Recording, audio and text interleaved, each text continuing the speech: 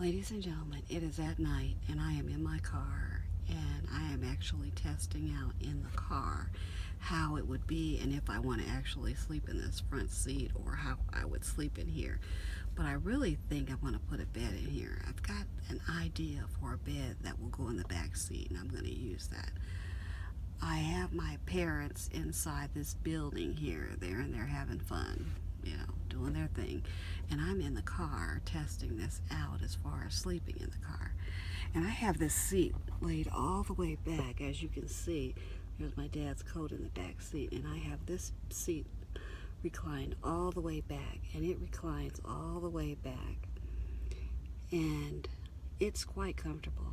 It has lumbar adjustments and everything on it. And if I were really going to sleep here, I could sleep in this front seat. The only problem is, if you can look at my face, do you see all that sweat? And I got sweat running down my neck. It is hot as fire up in here. So, and a girl don't like me to be hot. I don't. I can't handle hot. No. And I live in Mississippi, but I can't handle hot and the heat. So, the next thing on the agenda would be to put a fan in here, and a fan that could run off of that little generator that I have that wouldn't pull too much juice, so that I could still plug the iPad in to this bracket right here. If you can see this bracket, you see this bracket? Put the iPad in this bracket, get in that back seat, put the curtains up, turn the movie on, and relax. And live like you're living large in the car. It is doable. You just have to have an adventurous spirit, and you got to stop thinking that, oh, woe is me, and how did this happen to me, and how did I get in this situation? Let me bring this seat up. And how did I get in this situation, and how did I end up living in my car? And I can't tell anybody that this is my life, and this is who I am, and this is where I am. No. You know what? You're not the only one in this situation. There's a lot of people in this situation right now, and there's going to be a lot more in this situation. And the reason why I'm saying that is because when you think about all of these natural disasters that have happened, the earthquakes, the fires, the hurricanes that are happening right now, and all of these people that are being displaced out of their homes are completely destroyed. Some of them were able to drive their car out, wait it out, and then go back and find out that their house was gone, but at least they have their car. I would not recommend staying in a place where you knew a hurricane was coming and you had the opportunity to get out, but you didn't drive the car out. You decide you're going to stay in your house. Well, the water may only rise 2 or 3 feet and you might actually survive it.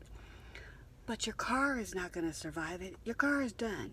And basically your house is done. Because if you got 2 or 3 feet of water in your house, that black mold is going to set in and you are not going to be able to live in that house with the black mold. So thinking about living in your car might be just like the last thought that you could ever have. And you may think, okay, my car is not even a nice car and I'm going to end up in the car. But you know what? You can do this. This is not going to be for a long time. This is not going to be always. The situation is not going to be this way all the time. This is a temporary thing. So you can do this. You can do this. I promise you, you can do this. You can get a good night's sleep. I'm going to teach you how to get a good night's sleep in the car, how to eat dinner in the car, how to bathe in the car, how to watch the news in the car, how to relax in the car, how to give yourself a pedicure, how to go to the bathroom, all of those things. Because look, you know what? It's real. This is real life. This is real life. Okay? This is not a joke. This is real life. You're not going to always jump up out of the car at 3 o'clock in the morning to go to the bathroom. You gotta think outside the box when you're living in the car, okay? So we're gonna think outside the box and we're gonna do this thing right. Anyway, I am gonna sign off right now, and I'm gonna let you think about the things that I've told you about, and we're gonna keep on moving on with this series, Living in the Car. I hope y'all have a wonderful night, and I'm with you on this. I'm going to take you through this, and it's just going to be me and you. You can turn into these videos, and you can watch me, and you can listen to me tell you about my experience and how to set things up.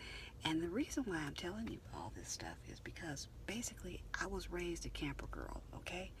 My mother and father forced me and my brother to go fishing when we were kids, all right? And I do mean forced. All right, I'll tell you about that a little bit later. Anyway, I'm going to get out of this car right now and head inside and look for my mother and father, and I will get back to you a little bit later. Have a good night.